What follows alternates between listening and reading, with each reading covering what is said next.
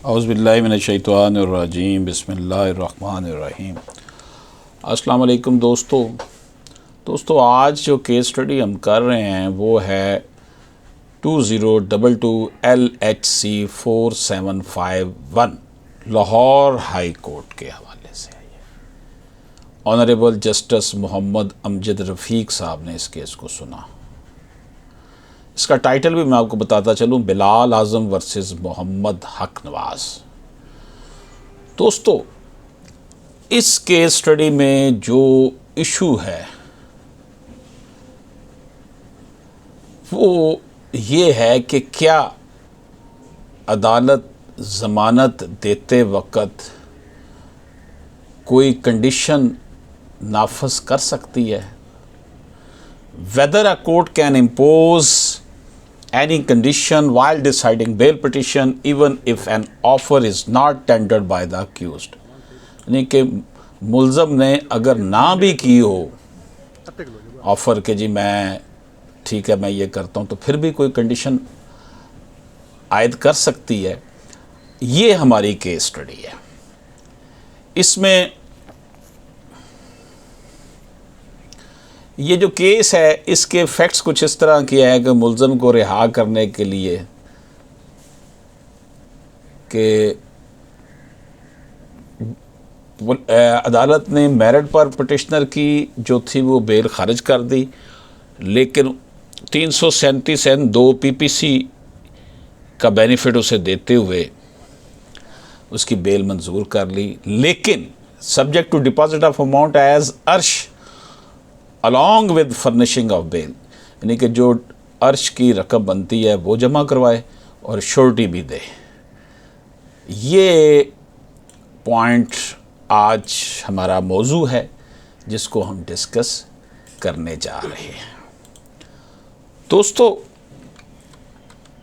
Bell जो है वो डेफिनेटली मुल्ज़म का राइट इस सेंस में होता है कि किसी भी मुल्ज़म को उस वक़्त तक मुजरम नहीं कहा जा सकता जब तक कि वो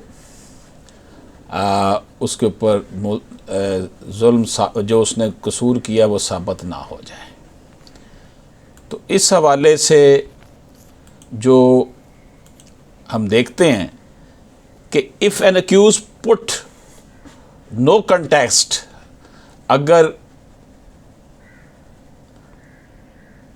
जो मुल्ज़म है वो कोई कंटेस्ट नहीं करता, यानी कि अदालत के मामले में कंटेस्ट नहीं करता, तो उसे ज़मानत पर रिहा किया जा सकता है। कैसे जनाब? कि वो अर्श की जो रकम है, अर्श दामान की रकम जमा कराए और जो फौजदारी कार्रवाई है उसका ट्रायल वगैरह उसको मुकम्मल करवाए। अब यहाँ पर क्वेश्चन ये है, but if such an offer is not tendered by the accused as to whether court will deciding bail petition of the accused can impose any condition like deposit of arsh amount etc। अगर मुल्ज़म की जो है ना कोई पेशकश नहीं की कि वो कोई बात कोई कंडीशन मानने के लिए तैयार है या ऑफ़र करता है जी मैं ये कंडीशन अपने ऊपर लगा लेता हूँ, तो अदालत मुल्ज़म की दरख्वास्त ज़मान पर फ़ैसला सुनाते कोई भी शर्त आयद कर सकती है। इस सिलसिले में अर्श रकम वगैरह जमा करवाई गई है। हालांकि इसमें अब यह है कि but if such an offer is not tendered by the accused as to whether the court while deciding bail petition of the accused can impose any condition like deposit of earnest amount in this respect though chapter 39 of code of criminal procedure 1898 relating to subject of bail does not contain any provision of imposing condition for bail। ये बात दुरुस्त है कि जो chapter 39 criminal procedure code 1898 का है, उसमें bell को कंडीशनली बेल देते हुए कंडीशन के हवाले से इम्पोज करने के हवाले से कोई बात नहीं लिखी हुई। लेकिन चैप्टर 9 CPC का जो है contains a provision though in the form of remission और suspension of sentence yet it does include a relevant provision to the subject in hand. लेकिन इसका जनाब ये किया जा सकता है कि ज़मानत के लिए शर्त लगाने का इंतज़ाम CRPC के बाब 29 पर मुश्तमिल है कि सज़ा की माफ़ी या मतली की सूरत में फिर भी ऐसा होना है कि जनाब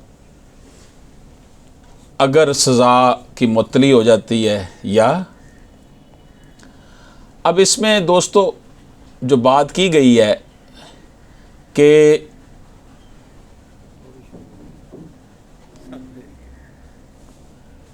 Chapter 29 of CRPC contains a provision though in the form of remission or suspension of sentence, yet it does include a relevant provision to the subject in hand. Section 401 of CRPC said that provincial government can suspend or remit the sentence without condition or upon any condition which the person sentence accept, and the condition on which a sentence is suspended or remitted under this section may be one to be fulfilled by the person in whose favor the sentence is suspended or remitted, or one independent of his will.